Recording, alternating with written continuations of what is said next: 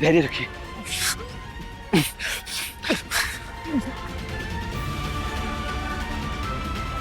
सिंगिका की शक्तियां रात्रि के हर प्रहर के साथ बढ़ती जाती है और मध्य रात्रि में उसकी क्रूरता चरम स्थान पर पहुंच जाती है।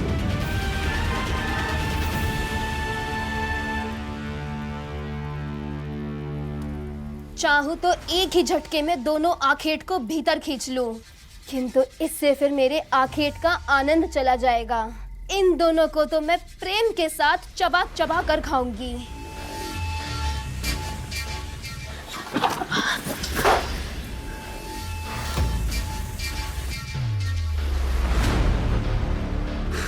इस चोटी के खिंचाव से तो इन दोनों के प्राण जा सकते हैं। मुझे शीघ्र ही कुछ करना होगा।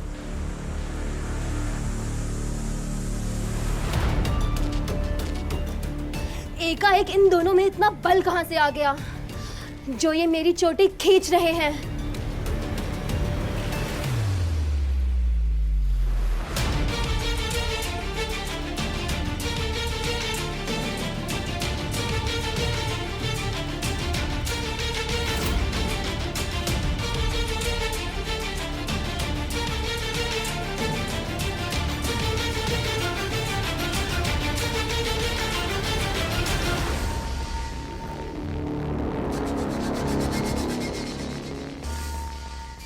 असंभव, मैं स्वयं अपनी चोटी को खींच क्यों नहीं पा रही? इतना बल कहां से आ गया इन दोनों में?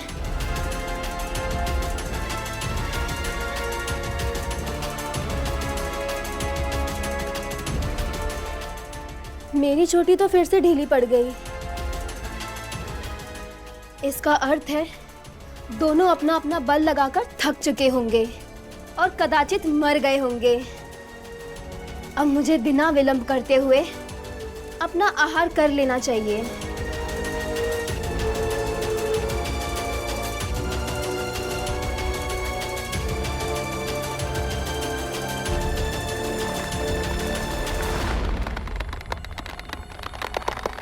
ये स्वर कैसा?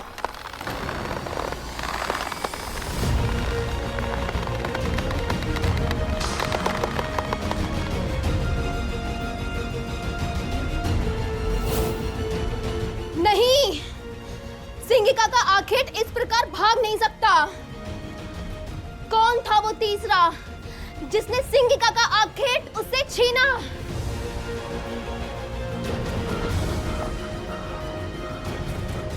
आपने हमारे प्राण बचाए, हम आपके बहुत आभारी हैं। अब हम क्या, हमारी सोच भी इस वन की ओर नहीं आएगी। तो शीघ्र जाइए, इस ओर से निकल जाइए। जी जी, धन्यवाद।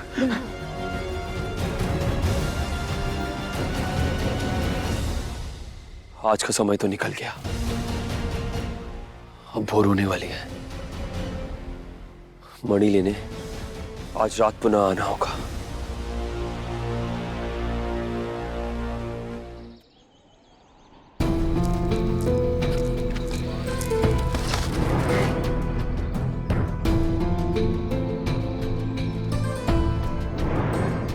बाबा लीजिए, चल पीछे।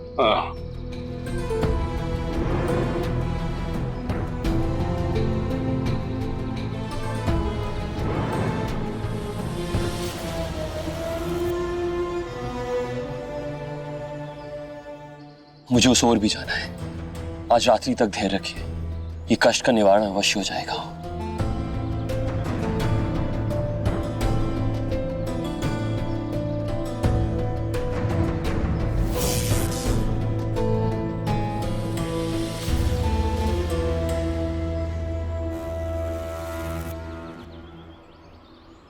ये कोई साधारण मानव नहीं हो सकते जो मन की गति से अदृश्य भीत के आर पार जाकर भूखे प्यासे मनुष्यों की सेवा कर रहे हैं, किंतु कदाचित ये अष्टभुज मणि प्राप्त करने में असफल रहे।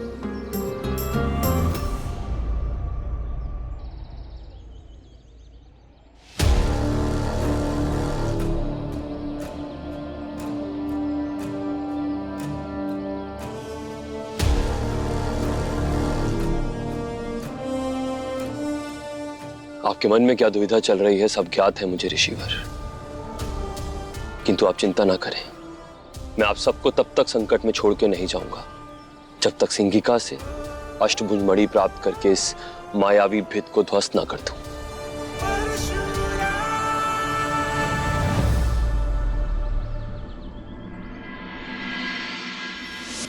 माता, बाहर आइए माता। आपके पुत्र राहु प्रस्थान करने जा रहे हैं, आपका आशीर्वाद चाहिए। किंतु पुत्र, सूर्य ग्रहण तो कल है, तुम आज क्यों जा रहे हो? कदाचित माता भूल रही हैं कि सूर्य को निगलने के लिए सूर्य तक पहुंचना भी होता है, अतः मुझे अपनी गति बढ़ाते हुए यात्रा अभी आरंभ करनी होगी, ताकि लंबी दूरी तय करके मैं उचित समय पर सूर्य के निकट पहुंच सकूं। किंतु माते, आपके नेत्र इतने लाल कैसे हो रहे हैं? प्रतीत होता है जैसे क्रोध रक्त बनकर नेत्रों में अटका हुआ है। यह क्रोध मुझे उस मानव पर आ रहा है पुत्र, जिसने कल रात मेरी चोटी से 2 आखटों को छीन लिया। कौन था वो दुशासी? मैं उसे देख तो नहीं पाई पुत्र, अन्यथा उस क्षण में उसका भक्षण कर लेती। यदि मुझे प्रस्थान ना करना होता तो आज ही उस मानव को दंडित करता, किंतु कोई बात नहीं, सूर्य ग्रहण के पश्चात वो बच नहीं पाएगा मुझसे। आप ध्यान रखिए माता, आपका पुत्र शीघ्र ही लौटेगा।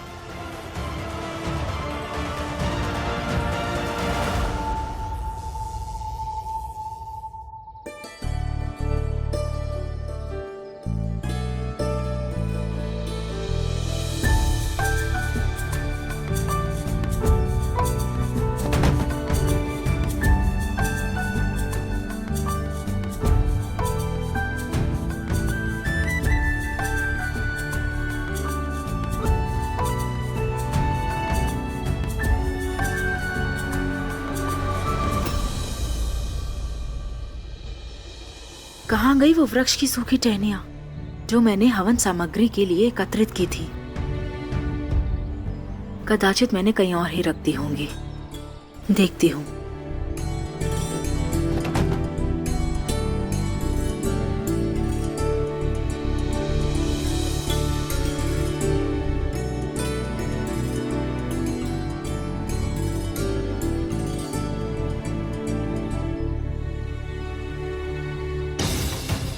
कौन है वो जो हमारी हवन सामग्री चुराने का दुस्साहस कर रहा है?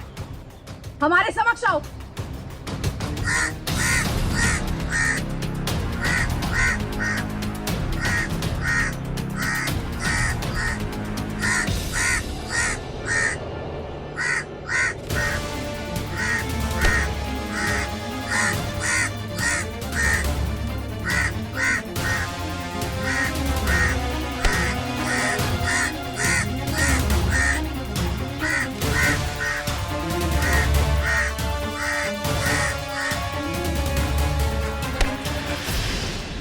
क्या हुआ मंदोदरी, आप ऐसे क्यों भाग रही थी? और आपकी बाह पर ये घाव का चिन्ह कैसा? किसने आपको चोट पहुंचाने का दुस्साहस किया? वो एक काक है स्वामी, मुझे प्रतीत होता है उसी ने मेरी हवन सामग्री की लकड़ियां चुराई हैं। एक काक का इतना दुस्साहस कि वो लंकेश रावण की धर्म पत्नी पर प्रहार करे। हाँ, क्योंकि यहाँ हवन करने का अर्थ है उसकी ताप और धुएं से अन्य पक्षियों को हानि पहुंचाना।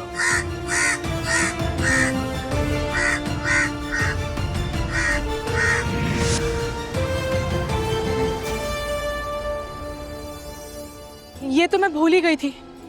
काकराज मुझे क्षमा करें। मंदोदरी, तुम एक तुच्छ जीव से क्षमा मांग रही हो। तुम्हें ज्ञात नहीं, तुम लंकेश रावण की धर्म पत्नी हो। मूर्ख, तू जानता नहीं है, तूने लंकेश रावण की धर्म पत्नी पर प्रहार किया है और अब तेरी मृत्यु मेरे ही हाथों होगी।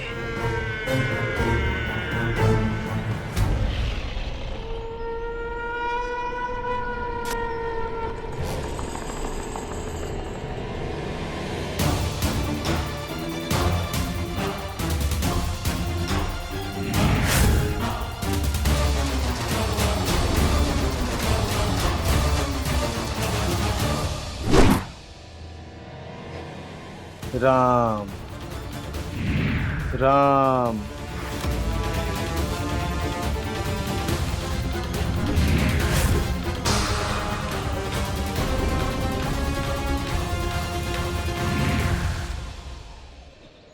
स्वामी, ये राम कौन है जिसके नाम मात्र से ही आपका बाण भी इस काक पर प्रभावहीन हो गया?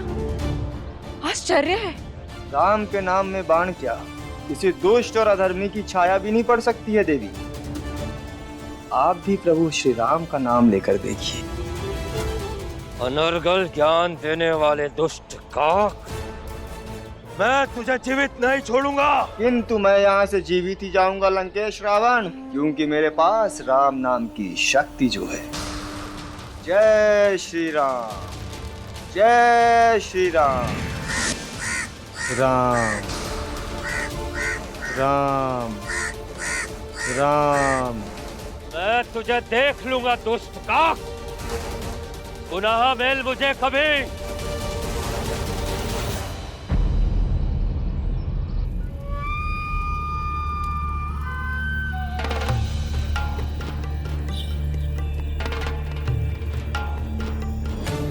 ये अंधकार की प्रतीक्षा इतनी क्यों लंबी होती जा रही है? जिसने मेरे आखेट को मुझसे छीना है, आज मैं उसे ढूंढ लूंगी और अवश्य उसका वध करूंगी। किंतु उससे पूर्व मुझे भोजन की व्यवस्था करनी होगी। बहुत भूखी है सिंगिका आज।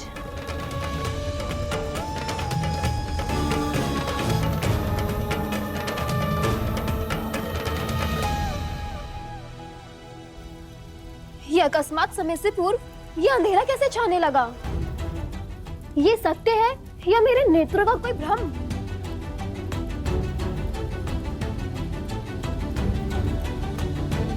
सूर्य को निगलने के लिए सूर्य तक पहुंचना भी होता है, अतः मुझे अपनी गति बढ़ाते हुए यात्रा अभी आरंभ करनी होगी। अवश्य ही मेरे पुत्र के आगमन से आज सूर्य भी विचलित होकर समय से पूर्व अस्तांचल में विश्राम करने चले गए होंगे, ताकि कल जब मेरा पुत्र सूर्य पे बरसे तो उन्हें कम पीड़ा हो। अंधेरा हो चुका है, अब मुझे बिना विलंब करते हुए बाहर निकलकर उस मानव को ढूंढना होगा।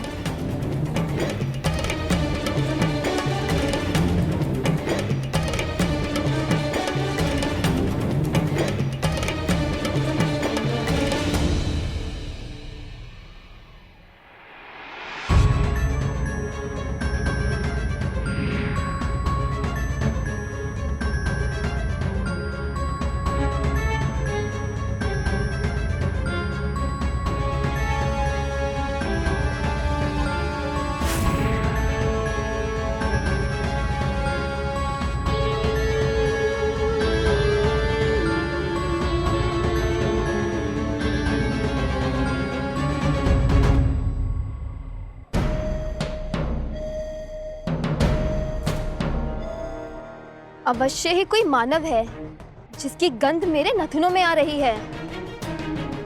लालच मानव की सबसे बड़ी दुर्बलता है।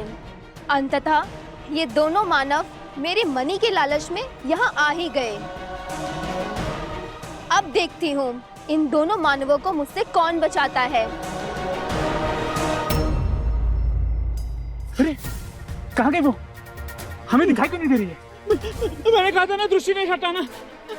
अभी देखो गायब हो गए। मुझे ढूंढ रहे हो ना?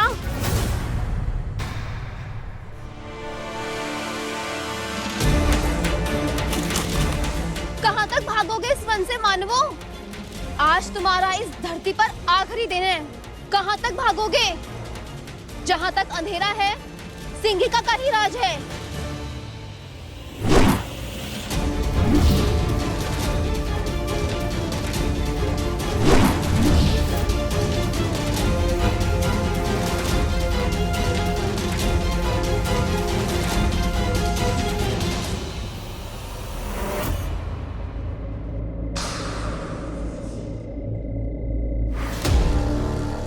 कौन हो तुम?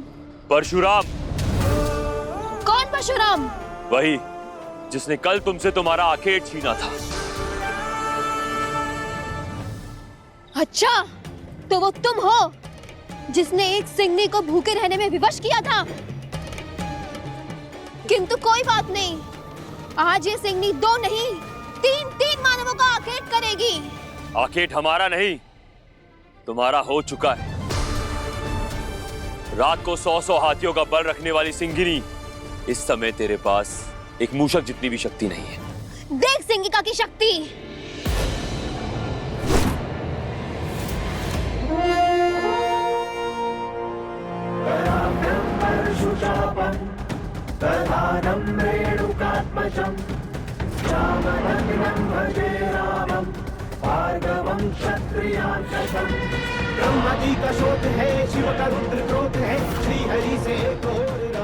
असंभव! कहाँ गई सिंगिका की शक्ति? क्योंकि तेरी शक्तियां सिर्फ रात को आती है, परंतु अभी तो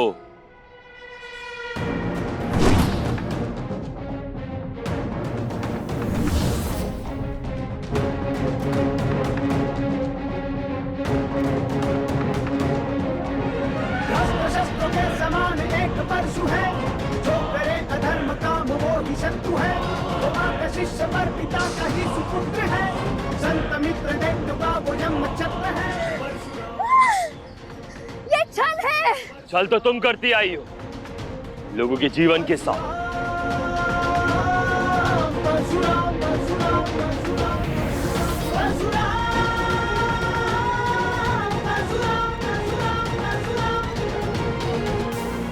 अपनी चोटी में ये मणि फंसाकर, किंतु अब और नहीं।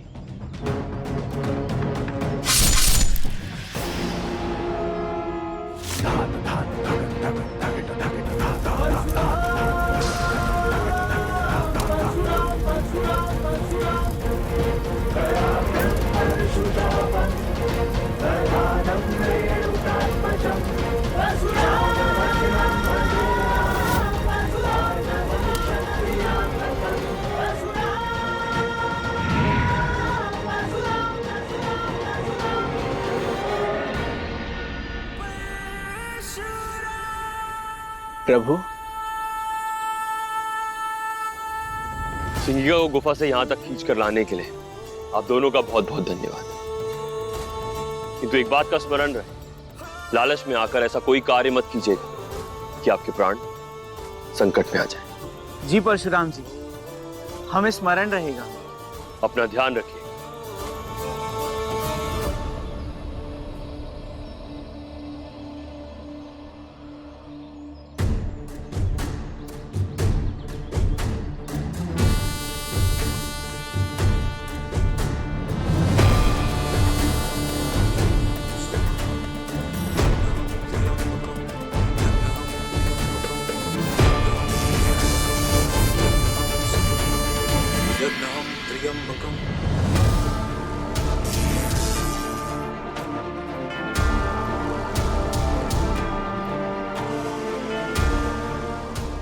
आप सबके लिए देवता, आपने सबके प्राण बचाई है।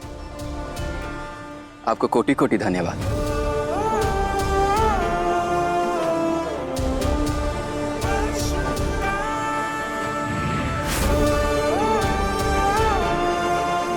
अब आप अपने आगे का मार्ग तय कर सकते हैं।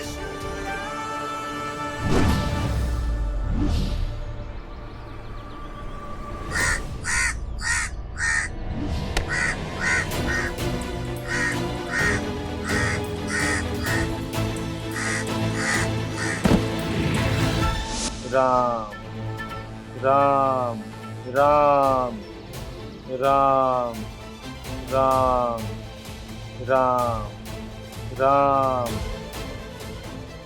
राम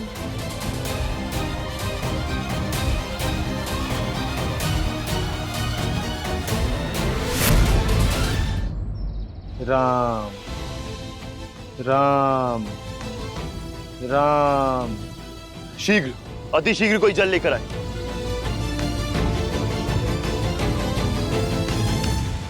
राम राम राम राम।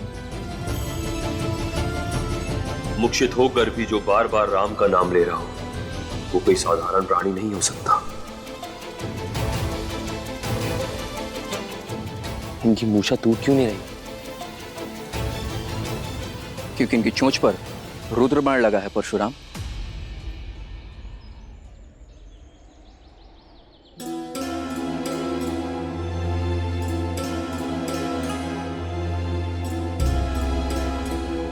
हाँ ऋषिवर, ये बाण मुझे महादेव ने दिया था। अब केवल प्राण जीविका बूटी ही इसकी मूर्छा को तोड़ सकती है परशुराम। प्राण जीविका बूटी? हाँ, जो यहाँ से कई योजन दूर ऋष्यमुख पर्वत पे पाई जाती है। ठीक है ऋषिवर, इस राम भक्त के प्राण बचाने के लिए मैं वो बूटी शीघ्र ही लेकर आऊंगा। किंतु स्मरण रहे, सूर्यास्त के पश्चात वो बूटी किसी कार्य की नहीं रह जाती।